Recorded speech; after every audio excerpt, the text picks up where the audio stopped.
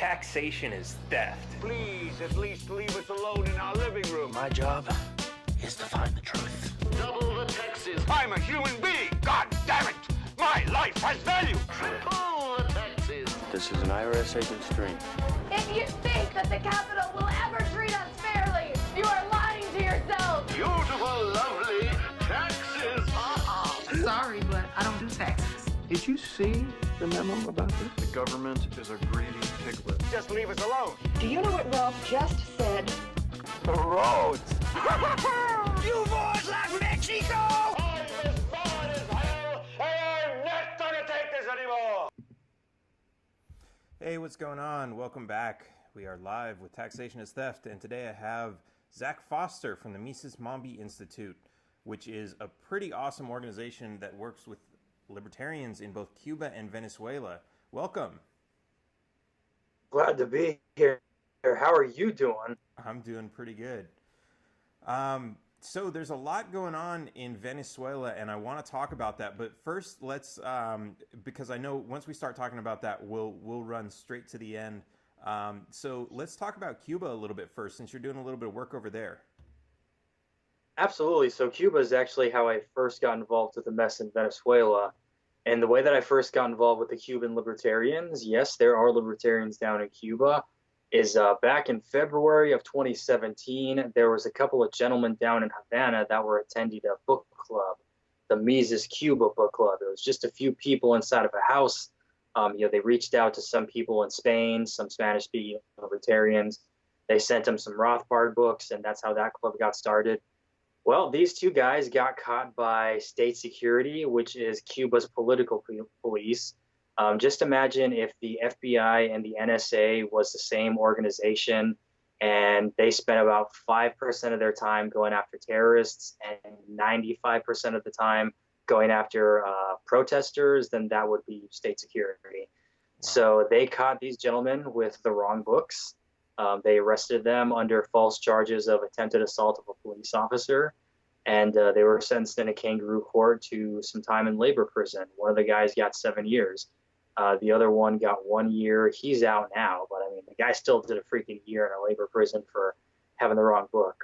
Where's the justice? So anyway, these were arrested for a couple of days when a recently arrived Cuban refugee in Miami contacted me on Facebook. He found me in a Spanish language libertarian group. I'm Mexican American. My mother's family's from Chihuahua, so that's how I know the language. So he found me. He didn't speak English yet because he had just gone to Havana as a refugee. This guy was a libertarian too, and he was asking me, help, help, help. My friends are in prison. They're libertarian. This is an unjust crime. Please, we need help getting the word out. And I was kind of cautious that this might be a Nigerian prince scam, but the guy never asked for money. He specifically kept trying to lobby me to get media attention for his friends who are political prisoners. So because he kept insisting they're libertarian, and I asked him a couple of questions, and he was dropping Mises, and he was dropping Hayek, and he was dropping Ron Paul, and I said, all right, this dude's obviously done his homework, so and he's still not asked me for money, so okay, I'll look into this. And sure enough, our news release appeared that the Mises Institute here in the United States published, and a couple other people published news releases. So I talked to the ex-com of LP Nevada, which is my home LP, and I asked them, hey guys, libertarian political prisoners in Cuba, this is a first. What the hell could we possibly do about this? So Alex de Benedetto, who was the political director at the time, said, well, I mean, we could bring it to the ex-com, maybe pass a resolution, get the word out. I really don't know what else we can do. So I said, all right, well, let's pass a resolution and get the word out. And we did. We published a press release about that in English and in Spanish, and we disseminated it. And next thing we know, a couple days later, LP New Hampshire had made a very similar resolution, then LP Oklahoma, then a whole bunch of other states, city affiliates, excuse me, New Mexico, Chicago. All these groups were passing resolutions condemning the Cuban government for arresting these libertarians for essentially thought crime. And next thing you know, there was a motion being passed by the LNC, and it was making international headlines. And the police in Cuba stepped up their level of persecution against the libertarians. We're talking about people were getting arrested, people were getting beaten. A lot of people got beaten. A lot of people in 2017, as a matter of fact, got arrested probably 8 or 9 times. I mean, there have been other arrests, arbitrary arrests of libertarians in 2018 and so far in 2019, but 2017 was definitely the year of the crucible as far as, the most per capita arrest. You had people getting their heads busted open by police with batons inside the police stations. You had other times the state security police would be dressed in plain clothes. They just kidnap activists. So instead of wasting time taking you down to the police station, trying to interrogate you when they know you're not going to talk, they would just pick up our guys, beat the shit out of them, take them like 25 or 30 kilometers, to the very outskirts of Havana, and then dump them there, to make them have to walk back. So number one, they're hurt. Number two, they're terrified. They're in shock. But also, walking back 25, 30 kilometers, not only is that a health risk, but you're having people miss work. That's a long walk. You're having people wear out their shoes, and they can't afford to get new shoes because your shoes are meant for you to get from point A to point B. They're not meant for you to be walking 30 miles. Yeah, they weren't. That's something we take for granted here. Yeah. Wow. So I want to put this in perspective. What year was it that that Fidel passed in relation? I believe Fidel passed. No, 2013. That was Hugo Chavez. I think Fidel passed in 2011, and since then Raul's been running the show, but he's semi-retired. So while Raul still shows up to important meetings, for the most part, it's Diaz-Canel is carrying the torch of commie statism. Wow. So this, I don't know. I guess there's, there are some people who think, Fidel came along, and this is probably the people who like socialism. He came along and he did all these great things and gave, great healthcare and education to Cuba. And of course, they might look at this and say, well, this isn't Fidel Castro's doing. How much of this is in place, I guess, left over from Fidel, like these kind of state police organizations? In short, all of it. So give me about 2 minutes, and I'll tell you a very interesting history. Okay. I'm not here to bash on communism. I disagree with it. It doesn't work. But I'm not here to bash on communism. Not here to bash on socialism. I am here specifically to denounce people who use state power to oppress other people who disagree with them. I don't care if that's the Communist Party of Cuba or the United Socialist Party of Venezuela or the Republican Party of Arizona, who sued the McCormick campaign and ended up getting the entire LP slate kicked off the ballot for the 2018 day. It's all right. It's all wrong. It's all bad. Sure. Down there, it just has to be really bad. But as far as when Fidel Castro stormed that barracks in 1953, I believe that he was fully justified. When he landed on the beach in 1956, I believe that he was fully justified. First, when his convoy rolled in Havana, I think he was justified in going after the people that he was specifically trying to go after. Very quickly after the Cuban Revolutionary War was over, Fidel very quickly started selling out the revolution. Now, the public narrative is that he made all kinds of overtures to the U.S. government to get a bunch of support, which is true. I mean, he did ask them for their. There's a secret history that before the end of the war, Fidel and his inner circle, especially through his brother Raul, they'd already been having meetings with members of the KGB. They'd already been having meetings with members of the Communist Party of Cuba, which ironically was a very tiny group in 1959 and had almost nothing to do with the Cuban Revolution, because the war period is before Fidel became a communist.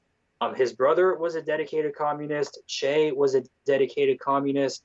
But, of the 82 people that landed on the beach in 1956, I would say it was definitely less than 10 were Marxists. Everybody else was just about liberating Cuba, and even Fidel himself was on the fence for most of it. But the thing is, he needed power. He had some very specific goals: get Batista out of power, remove the military government, restore democratic multi-party elections, and do some limited land and agrarian redistribution. Not to the extent that he ended up actually doing it, but when we're looking at Cuba in the 1950s, crony capitalism, statism, Right. we're looking at free markets being abused by governments to kick peasants off their land and give certain lands to their friends. That had been happening since the Spanish colonial period. So for a limited extent, I mean, there was some valid arguments to be made about redistributing land that had been taken from people who had a valid case for it. They weren't going to leave people destitute. Just give everybody having their own little plot, and that seems a lot more reasonable than what ended up happening. Was these everybody gets their land taken away. You have these huge collective farms. They were trying to model their economy after the Soviet Union. But in 1959, Fidel had already secretly sold the Cuban government to the communists, and Che Guevara was the one who created the security agency that is today State Security. So Che Guevara is actually the J. Edgar Hoover of the very organization that arrested these libertarians. Another thing that happened starting in 1959 was towards the end, it became plain that Fidel was definitely a military dictator, and that Cuba was going to become a Marxist state, because all these war heroes, who had been very famous throughout the war and had all this press coverage, and people expected that they were going to be big figures in the new Cuba. All of a sudden, these dudes are like running frog farms in Camagüey, whereas members of the Communist Party and Fidel's inner circle are getting the cabinet jobs and the ministry positions and the chiefs of police and the military commands.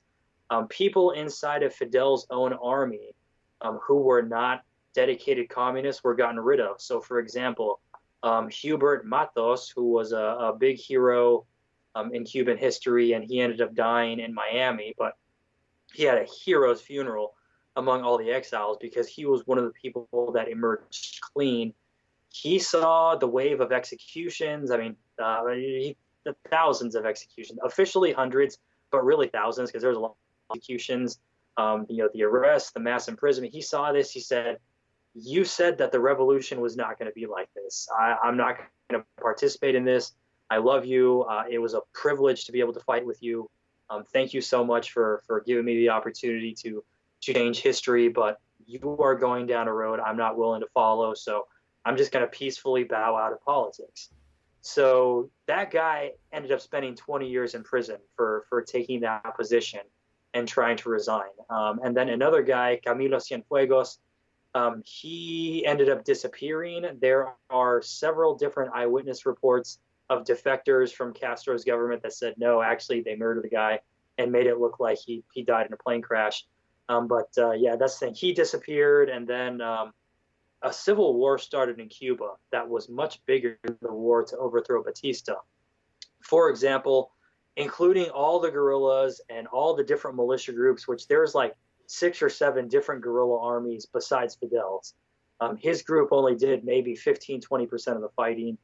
All these other armies, they still had their guns and whatnot. So when they saw that Fidel was becoming a military dictator, they went back to the mountains and they went back to do a guerrilla war. And Fidel said, I know exactly how we all won this war together. I am not going to let them do that. So he brought in a couple of hundred Russian military advisors, and they taught him how to take Berlin in World War II. So they conscripted a national militia because Cuba did not have a large standing army at the time. They dissolved Batista's army.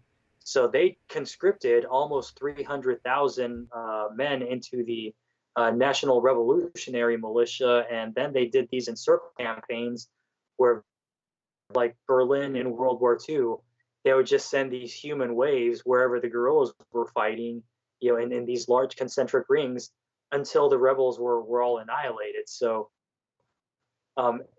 people talk about Bay of Pigs, people talk about the Cuban Missile Crisis. Those were only episodes in this big chain of events where there was this long civil war. that had way more people mobilized and way more people killed than the war that came to power. But it was erased from history. And so the short answer is all these instruments of oppression that are going on today, that all goes directly back to 1959. So Fidel is not innocent of it. I believe that when he landed on the beach, when he rolled in Havana, he was justified. He was on a right path. Very quickly, he stopped it. So ironically, at his trial, when he first tried to overthrow Batista, he said, history will absolve me. I believe that history absolves him up to 1959. But after that, history very much condemns him. Right. Yeah, and that's something that I think we see a lot of this even in American politics, because we see a lot of politicians coming up with supposedly good intentions. I mean, someone like Bernie Sanders comes along and he wants to give health care to everybody. He wants everybody to be able to get into college. Supposedly good intentions. Now, a lot of people will say he doesn't even have good intentions, but assuming he does, Barack, you can keep your doctor. Yeah, yeah, exactly. I mean, there's so many of these plans, and even if you look at the drug war, I don't know how many people would actually believe it, but if there were a few people that said, "Oh my God, you know what? I thought if we banned drugs, we were actually doing a good thing for people. We would be saving lives because they wouldn't have access to all these dangerous drugs like crack and meth and all this other stuff." They might actually have believed that and passed a law. But it's, to see kind of all, when it actually happens and all the negative consequences that come with it, did it happen that way because absolute power corrupts absolutely? Or did it happen just because that was never, like, the people who designed the plan were more sinister from the beginning? I think it's really hard to say. So I can totally see where somebody might have had good intentions and just turned to 180 and said, oh, now that I have all this power, I'm going to do everything, differently. It's really interesting to see all that. And, one of these are one of the things where unless you're that person and you say, no, you know what, I was lying to everybody the whole time. It's really difficult to prove either way. So I think that's some really interesting perspective. I want to keep talking about that because I know there's a lot, but I also want to talk a lot about Venezuela because we're hearing a lot about this in the news, especially with this. Some people are calling it a coup. Some people are saying, no, this is Guaido is the official president. There's a lot going back and forth, and I know you have kind of some more inside knowledge there because you've been in communication with some people who are actually in that country and they're seeing these things firsthand. So I guess let's talk a little bit about that. What's the current situation that's going on down there? The current situation, my interpretation of it is that Guaido's government is the quote-unquote legitimate government. If we're going by the board game rule book, that's the Constitution. By those rules, then yes, Guaido is the guy. Maduro is a usurper. The problem is there's when we look at this from a Rothbardian perspective, there are two competing states trying to get control of one country. So Guaido's state has a constitution and the support of the masses. Maduro's state has a rubber stamp Congress and the army. So that's the complexity of the situation. A lot of people point to the 2018 presidential elections that happened in Venezuela because most of the country boycotted them. For example, usually 8 to 10 million Venezuelans vote in elections, 10 to 12 million in good years. There's about 3.5 million people that voted in this particular election. The only majority of them were just Maduro supporters who showed up for the dog and pony show. And then a couple of idiots from the softer side of the opposition that thought they were going to show up and really do democracy this time. But the 2018 presidential elections were a sham. The constitutional crisis really started in 2015. The power struggle started 2013, 2014. There was a presidential election in 2013 because Hugo Chavez died. So once he died, Maduro became the provisional president, and then within X number. So the two biggest candidates were Nicolas Maduro, who was the hand-picked guy of the most popular president in modern Venezuelan history. And then the other guy was Leopoldo Lopez of the Popular Will Party, Voluntad Popular. They're the Social Democrats. He was the next most popular guy. Lopez lost the election by the hair of his chinny chin chin, a little bit under 1 percentage point. There were reports of funny business. There was a lot of protesting in the streets, but for the most part, the opposition said, hey, we'll get him next time, whatever. 2015 comes around, they have the National Assembly elections. National Assembly is the unicameral Congress of the Venezuelan Republic. In those elections, the United Socialist Party got their asses, they got their butts handed to them on a platter. The opposition parties, especially the Social Democrats, Popular Will, the opposition got the National Assembly by more than 60%. It was definitely a landslide because Maduro's government was historically unpopular. So in the few days immediately after that National Assembly election, the lame duck Socialist Assembly stacked the Supreme Court with a bunch of judges who were Socialist Party members. So next thing you know, the Supreme Court goes from a small body of people to like this big old forum of like almost 50 dudes. It was totally ridiculous. Yeah, and most of them were Socialist Party members. And then they started becoming legal rubber stamps for anything that the president wanted to do by executive order. So starting in 2016, the new National Assembly gets sworn in, which is controlled by the opposition. Maduro starts doing all these executive orders, and then this stacked court starts saying, yes, it's totally legal for him to do that. And then the most audacious thing that he did was he started creating another Congress or a whole nother government for himself. So what he did is first he stacked the Supreme Court with Socialist Party judges. Then he had his people start pressuring all of the hostile judges or all the opposition judges to resign. Then they started getting threatened. Then it got to the point where members of his own party were denouncing that he was doing this. So you had the former Attorney General of the Socialist Party, multiple Supreme Court judges of the Socialist Party who are now living in exile. All of them denounced that, yeah, he was threatening our families, like if we weren't going along with this game. And that's the thing. These people are Chavistas, but they are dedicated to Hugo Chavez's constitution. And Maduro started deviating from his constitution.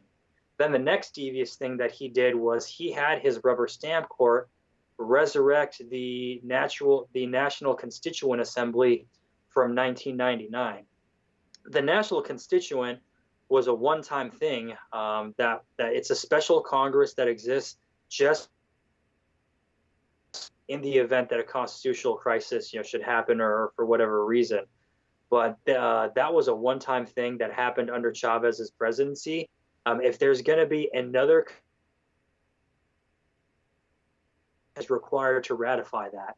Well, he didn't go to them to ratify that. He had his rubber stamp court declare, no, it's legal for him to do this. He's cool. So without going through the constitutional process, he ratified the constituent. So then he went and made this whole parallel Congress for himself. And then his rubber stamp Supreme Court started making all these decisions, granting power to this rubber stamp Congress. Basically where Juan Guaido comes into the picture, he was elected into the National Assembly in the 2015 sweep. It's very ironic that people call him a right-winger or a fascist because he is a social democrat from Popular Will. That party is a member of the Socialist International. So how much of a right-wing fascist can he be? He's basically Barack Obama, like 2008 Barack Obama in Spanish. Let me qualify. Not 2016 Barack Obama. 2008 Barack Obama in Spanish. That's Juan Guaido. So he comes into the scene. He happened to be elected Speaker of the Assembly after it was very clear that Maduro had created this whole separate government for himself, for him and his party to stay in power. Then when his president, because the elections were boycotted by most of the country, then in accordance with the Constitution, the National Assembly declared that Juan Guaido is going to be the president. He did not declare himself to be the president like a lot of the U.S. media reports. Article 233 of Hugo Chavez's constitution says when there is no elected president sitting in office, then the Speaker of the Assembly will be the provisional president, and his main job is to make free elections happen so that we can have a proper president. So because Maduro completely went around the constitutional process and literally created this whole government, he even suspended Hugo Chavez's constitution and had an assembly right of his own where he can stay in power infinitely. So that's the thing. The big irony is, as far as the institutions that Hugo Chavez was trying to create inside of Venezuelan politics, Juan Guaido is the legal successor of that, whereas Maduro, again, went and created this whole parallel government for himself because his party lost the National Assembly in 2015. So when people want to say Maduro is the duly elected president, that's garbage. That dances around the fact that he created this whole parallel government for himself. So he's the legitimate president of the alternate government that he created, but the alternate government that he created is not a legitimate government. Is that kind of what you're saying? Yeah, correct. If you believe that Hugo Chavez and that constitution is the law of the land of Venezuela, then yes, Guaido is the guy and Maduro is fan fiction. The problem is Maduro is fan fiction with all the guns. Interesting. So now and forgive my ignorance on some of this, but it sounds like they both have a little bit of an army that's backing them up. Is there some sort of military force that Guaido has? Guaido's got a couple of hundred guys, and Maduro has the armed forces and the militia and the paramilitary groups and the Colombian guerrillas. Okay. And so now there's also, so like we've seen footage of tanks running people over, and I guess there's a group of people who have like a blue ribbon or something that they wear on their arm. What's that group? That's the Guaido people. That blue ribbon represents they're being loyal to the 1999 Constitution. Okay. So are they really kind of like organized working for Guaido, or are these kind of like organizations that are just people who are just like, no, we're standing for this. This is what we represent. Like, is there a hierarchy to that, or is it really just those are people who are kind of resisting Maduro's? At this moment in time, they're basically a glorified bodyguard. And right now, I mean, as many of these guys as possible are wheeling in their army units to do the same thing. But it's going to be a very slow process because they're still trying to do this peacefully. It's very difficult though, because you've got these paramilitary groups that are going around shooting people, making the situation very dangerous. Now, a lot of people are still asking, what does the U.S. have to do with Venezuela? Why are we having this conversation? Zach, why are you even involved? Did you not read any of Ron Paul's books? Well, yeah, I did. And so did most of the libertarians down there in Venezuela. I am involved in Venezuela specifically because I am trying to help libertarians. So if libertarians here in America want to know what is the correct position about Venezuela, that is, it's correct that the CIA has a very shady history abroad, especially in Latin America. It is correct that we do not want the military to invade because Venezuela will quickly turn into Iraq in Spanish. At the same time, while we don't want the U.S. military involved, we as libertarians have been called to help our Venezuelan libertarian brothers. They have called us, specifically American libertarians. We, the Venezuelan libertarians, need help. We can't do this alone. We're starving. We have no money. We have no guns. We need help. So that's what I'm doing as a free individual, and as somebody who does not believe in borders. I am helping other libertarians who are under attack right now because let's just say that you want to go the full-on lefty route, or you want to go full retard like the Ron Paul Institute has been lately with all their Maduro propaganda, say, no, I don't care. Maduro is a legitimate guy. Okay, fine, whatever. Maduro is a legitimate guy, but remember, we are the party anarchists. So legitimacy, at the end of the day, is a very nice word exercise that we have with people who vote Democrat and Republican, because they need to hear that shit. Whereas we as libertarians, we operate on a different level. My level is the state that currently controls that territory is waging an actual war against libertarians. For example, my friend Daniel was shot in the ribs in the 2014 protest. He still has holes in his torso. My other friend Melanie, she is a nursing student. She's got a little foundation that takes medicine and food and diapers to sick children in hospitals and also to kids in the poorest of the poorest neighborhoods. She was delivering medicine in a hospital 3 months ago when first the militia came in and detained her and was like, what the hell are you doing with this unauthorized medical aid? Why are you undermining the Bolivarian Revolution? You ought to be arrested for this. You could be tortured for this, blah, blah, blah. They were physically threatening her for this. And then finally, after several hours, they finally let her go. Of course, they confiscated the medicine and the food, the bastards.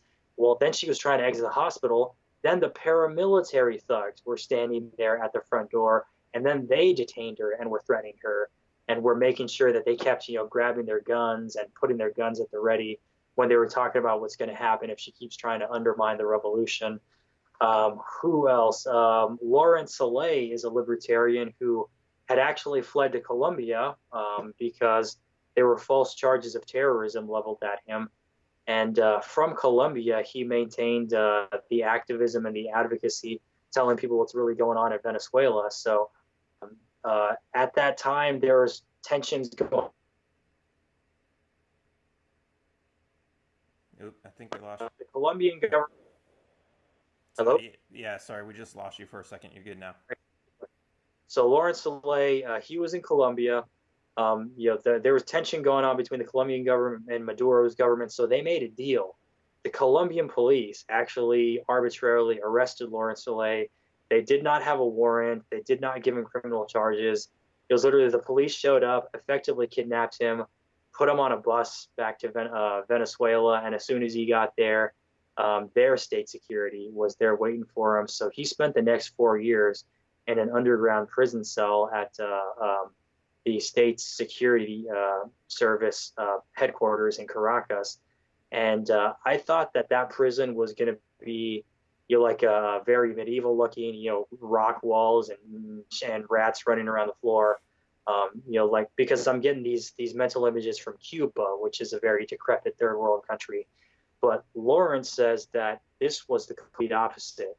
It was like something out of a sci-fi movie. It was like the Hunger Games. It looked like a hospital. It was pristine. All their torture methods were high tech. They could inject you with things to make you talk. They could inject you with chemical compounds to make you feel excruciating pain. Some of the same things that they're doing at Guantanamo. They would keep people awake. But at Guantanamo, they only take things to a certain level, whereas here, they would actually beat you and they would actually, cause lacerations on your body and broken bones and all that stuff. They tortured him for 4 years. They ended up releasing him because there was another prisoner there, a political prisoner, Fernando Alban. He was a Caracas city councilman who was very outspoken for the opposition. And he was actually on the run because the state security service was looking for him. Again, false charges of terrorism. They eventually caught him at the airport. And next thing you know, he's dead. And his death is written off as a suicide.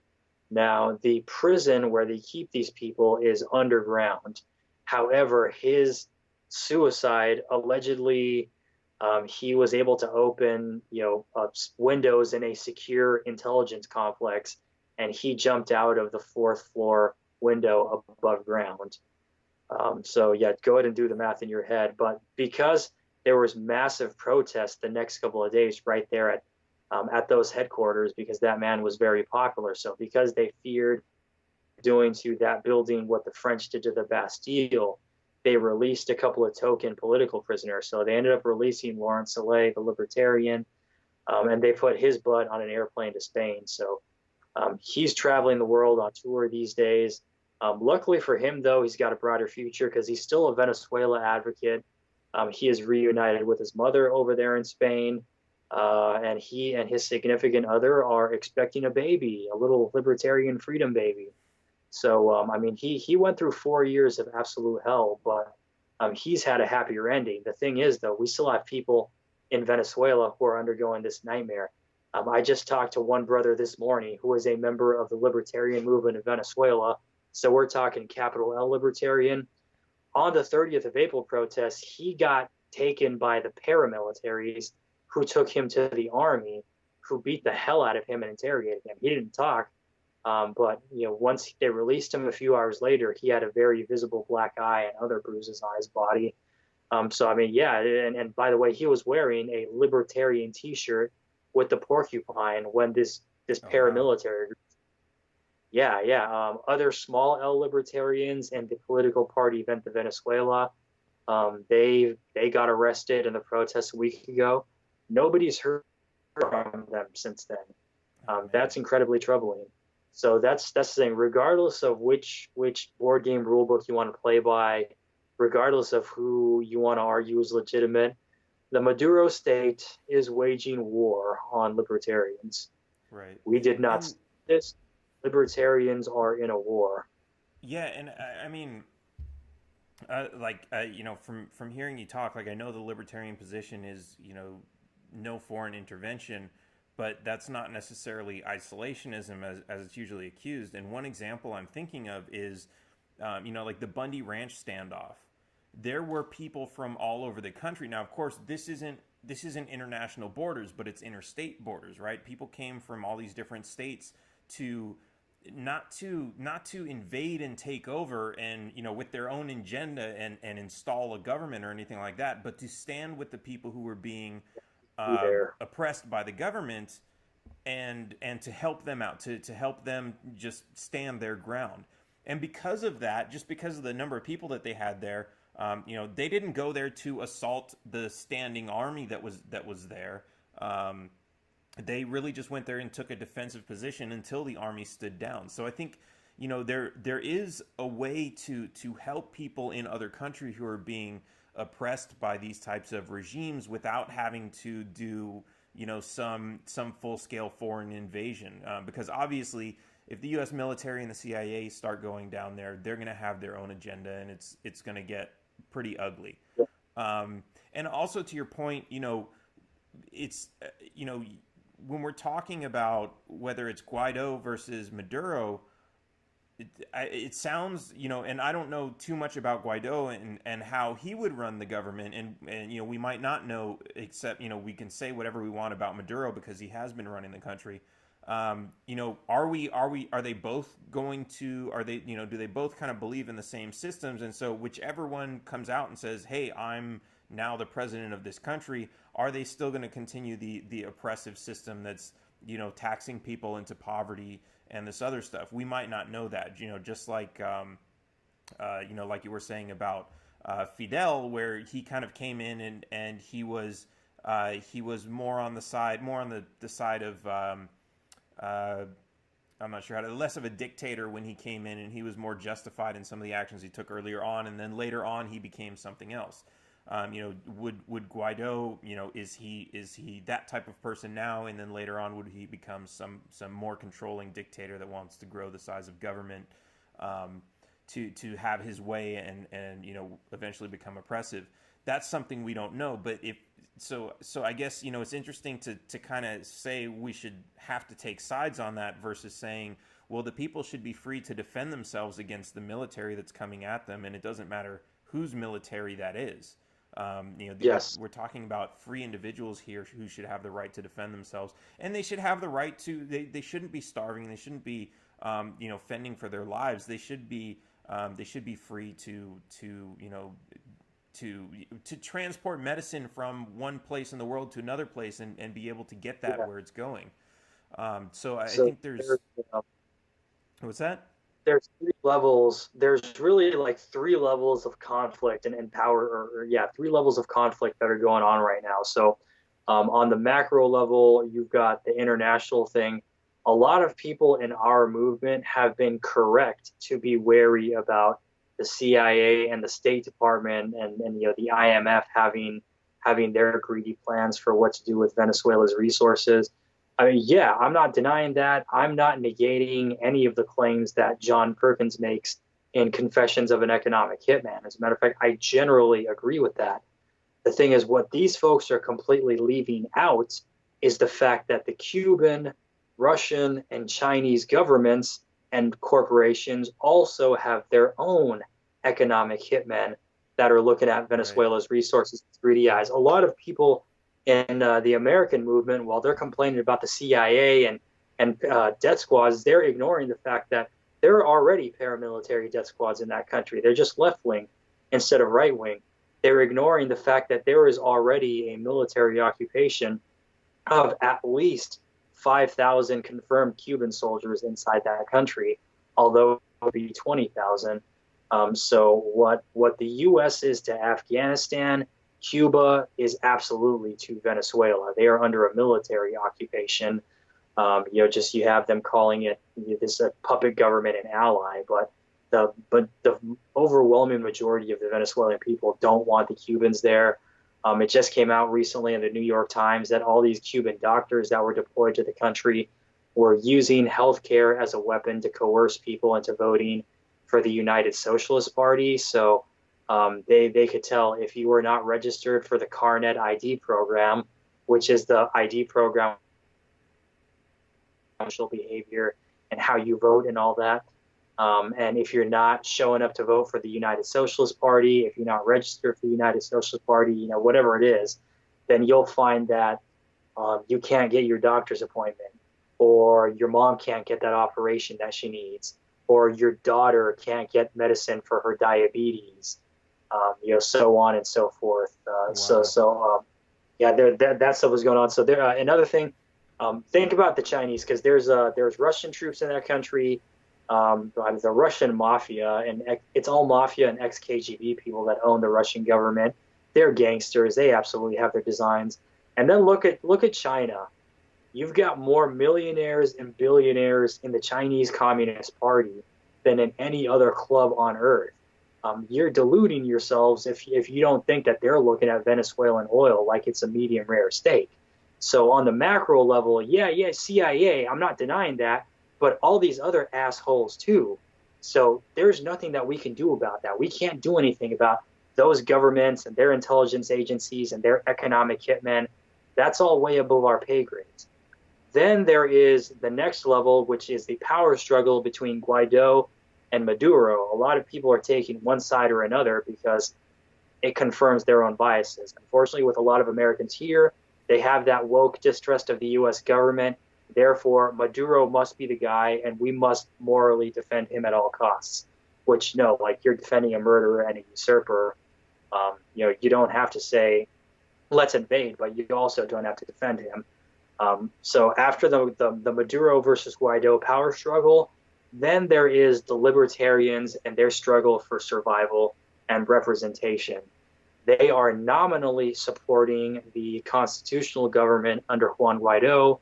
They are temporarily supporting him as the president for the sole purpose of adding pressure for Maduro to leave. But once Maduro leaves, then the Libertarians are naturally going to be opposition to the Social Democrats, because they also want state policies. We happen to believe that Guaido and his party would relinquish power if they lost elections, whereas we know Maduro's party will not relinquish power. They got their butts whooped in the 2015 elections, and then they went and created this whole other government for themselves, while also deploying these paramilitary groups to repress protesters and also commit political assassination. That's the long and short of it. So the international struggle, that's above our pay grade. Maduro versus Guaido, at the end of the day, who cares? nominally with Guaido because he's a better deal in the short term at least.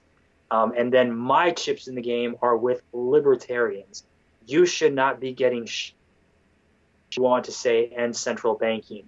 You should not have soldiers at your university looking for you because you had a poster that said taxation is theft.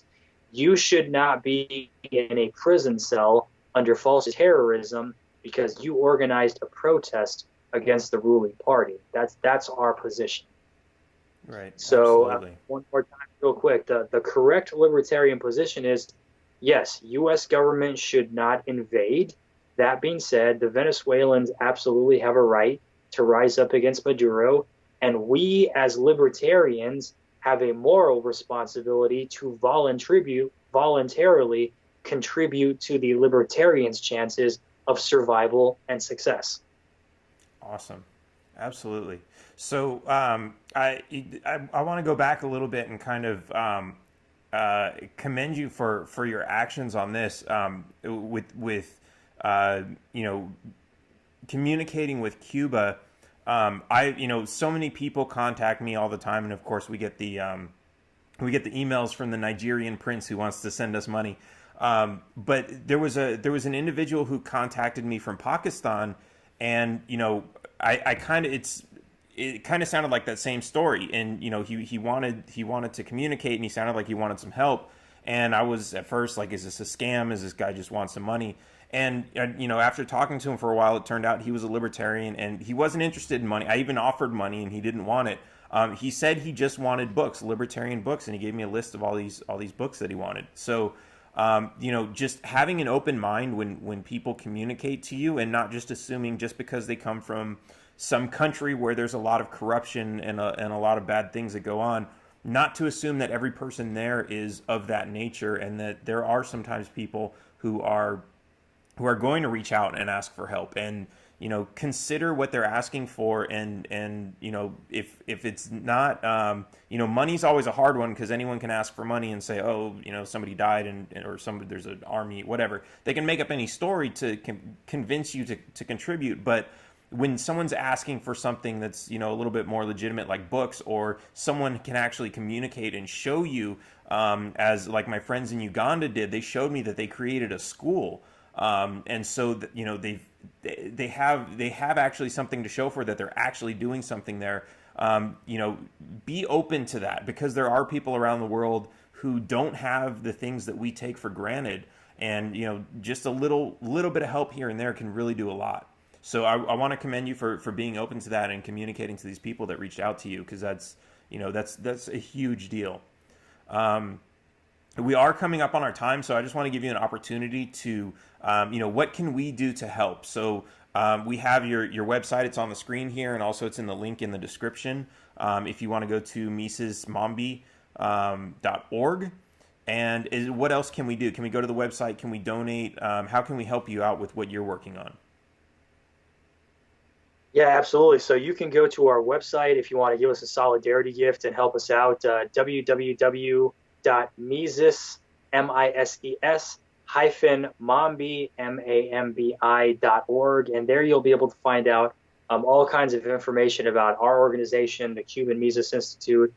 You'll be able to find news, articles, translations into English, translations into Spanish. So on one hand, we do the think tank thing, but we are also very much an incubator of activism.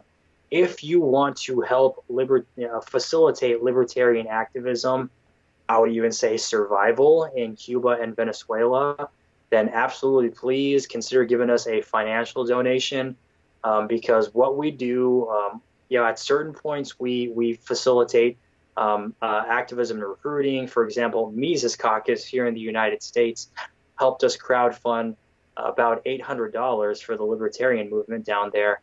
And then that ended up enabling them to get a van full of them and several allied organizations.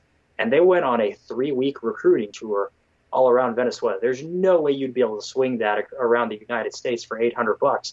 But down there, the dollar goes a long way. So literally, they were able to get a van full of people, feed them, billet them at different people's houses, and go do this great recruiting tour. And they got the numbers to show it. We've also been helping people with their medical bills.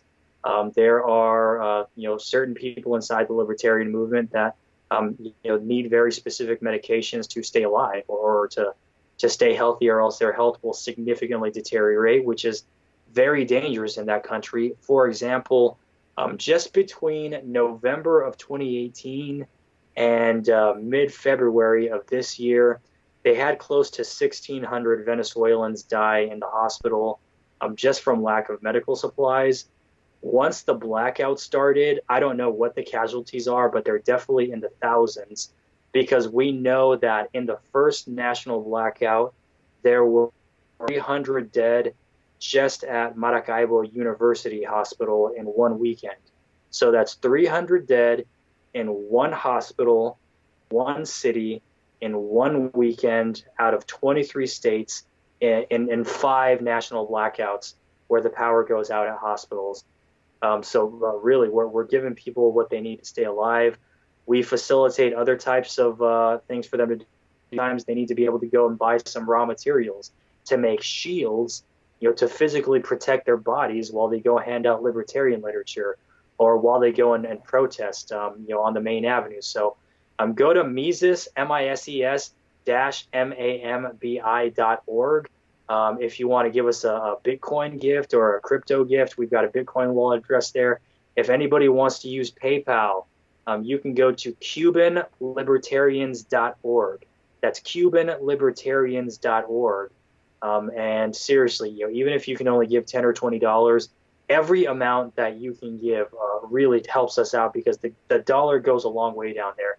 In Cuba, for $25, we can get people 20 hours worth of internet time, which has been so invaluable for them to be able to do research, download libertarian books that exist digitally in Spanish, print them out, study them with their people. We've got photos of libertarians in Havana studying the Spanish translation of Adam Kokesh's book, Freedom. So they're getting interest. In Venezuela, we're keeping people alive, and we're also helping them advance their recruiting in the middle of this crisis. There's also other times that we give small grants to different foundations in Venezuela just because they're going into a neighborhood and they're doing outstanding work, feeding a whole bunch of kids. So for all these people who think we're doing the work of the CIA and right-wing fascists, that is absolutely absurd. We don't want the U.S. to invade. But we want to help them survive while the opposition overthrows this ruthless government. So please, if you have Bitcoin that you can send us, or if you can make a gift through PayPal, go to Mises-MAMBI.org, or for PayPal, CubanLibertarians.org. On the Mises Mambi website, you'll find all kinds of beautiful, helpful links there. But seriously, folks, we need money. Now, if you don't have money, there's still one very important way that you can help us out. There is a report that the Mises Mambi Institute just published, so anybody can find it at Mises blog. It's the Venezuela crisis. We just lost you again. Can you say that address? Go to Mises-Mambi.org/blog. It's the Venezuela crisis open source. We took sources in English, a lot of other open intelligence sources, but we also did painstaking mining for information through Spanish sources, Venezuelan media, other newspapers in Spain, Mexico, Argentina, Colombia that are covering this crisis from angles that are not available to the American media just because they don't speak Spanish. So we took these wonderful open source information sources, condensed them into chapters, by topic, and everything that you need to know about the constitutional crisis. We have excerpts translated from Spanish and then hyperlinks, so you can go see the media link yourself, with Google Translate. Cuban soldiers in Venezuela, we have the text translated hyperlink. Maduro's war on libertarians, text, hyperlink. So one more time, Mises-MAMBI.org/blog.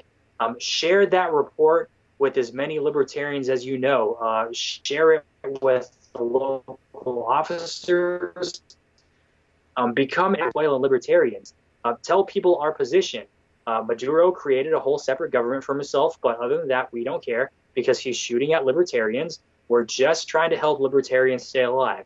We're not trying to help the U.S. invade. We're trying to help libertarians and other freedom fighters stay alive. That's what we're trying to do. So please, folks, help us out either with a financial gift at cubanlibertarians.org or mises-mambi.org.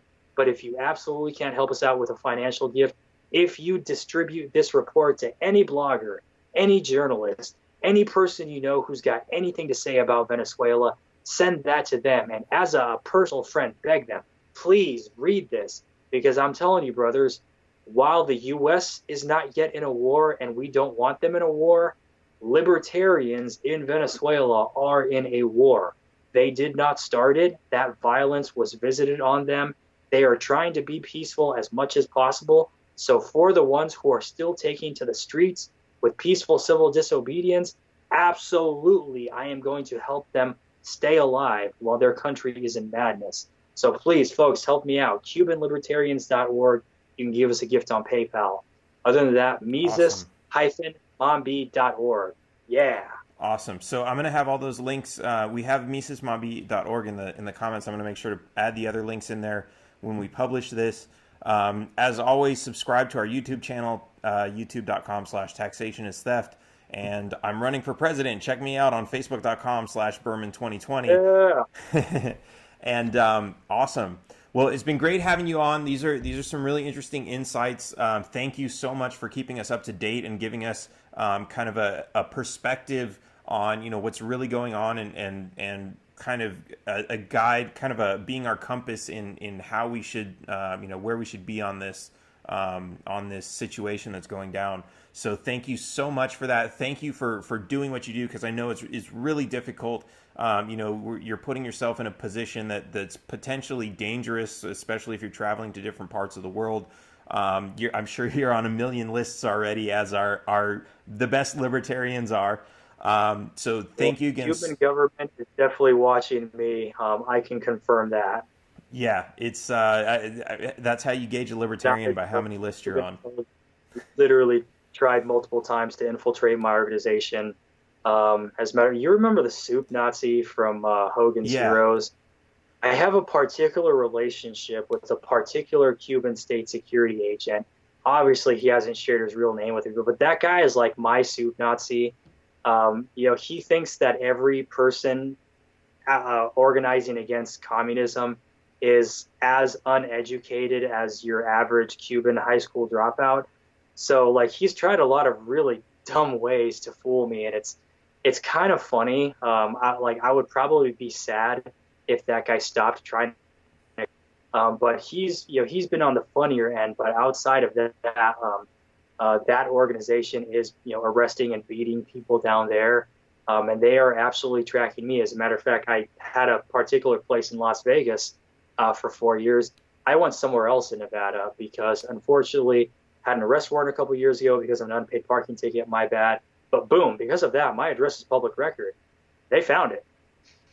So I decided not to create that opportunity for them. You know what I'm saying? So there are risks that come with it, but yeah, it's something that I chose to do. I was very naive when I first got involved in 2017. I thought this was just going to be, more LP activism, but in SAP. I had no idea that this was going to be as James Bond as it is, with all these foreign agents trying to infiltrate my organization and me, training people on how to stay alive while everybody's shooting. It's totally insane, but I'm committed to this to the very end. Yeah, that's something that I thought of earlier, is just like all this stuff you're saying, it sounds like a James Bond movie. But this is reality. It's so weird. Like in the US, we take everything for granted, just like that, we live in this nice, wonderful, peaceful society and everything's great. And it's like, it's kind of like, I guess because the U.S. Army is so big, we're kind of hidden behind it. And maybe that's why everyone loves the military so much, because life is great because of that. But the reality is they're doing so much damage on the other side of that. And there's so much turmoil going on in the world that is, not always at the hand of the U.S. government, but they do a lot of damage. And, Anyway, there's a lot of stuff going on, and you know, we should really not just isolate ourselves and be like, hey, we're so happy that we have wonderful lives, but we should actually be helping, you know, as much as we can in a way that's, you know. How can I, as an individual, make other people more free in places where they would not be able to do so without my help? Absolutely. We talk all the time about, you know, donating money to the homeless, donating food, donating medical supplies, donating toys to homeless children, you know, all these things that we talk about, which are great. But there are also other people who are suffering around the world in much worse ways. You know, not to downplay, you know, homelessness and starvation, but it's not at all. They have shelters. I mean, there are people who go to bed hungry. That is terrible. But there are also shelters that people can go to where they will be guaranteed a meal, if not a cot. Venezuela, you didn't even have food in the dumpsters, dude. It's just there's a crisis. It's bad. Yeah, it's terrible. All right, well, thank you again so much for coming on the show and talking about all these things, and we'll see you next time. And until then, taxation is theft. Taxation is theft. Taxation is theft. Please, at least leave us alone in our living room. My job is to find the truth. Double the taxes. I'm a human being. God damn it. My life has value. Triple the taxes. This is an IRS agent's dream. If you think that the Capitol will ever treat us fairly, you are lying to yourself. Beautiful, lovely taxes. Sorry, but I don't do taxes. Did you see the memo about this? The government is a greedy piglet. Just leave us alone. Do you know what Ralph just said? The roads. You've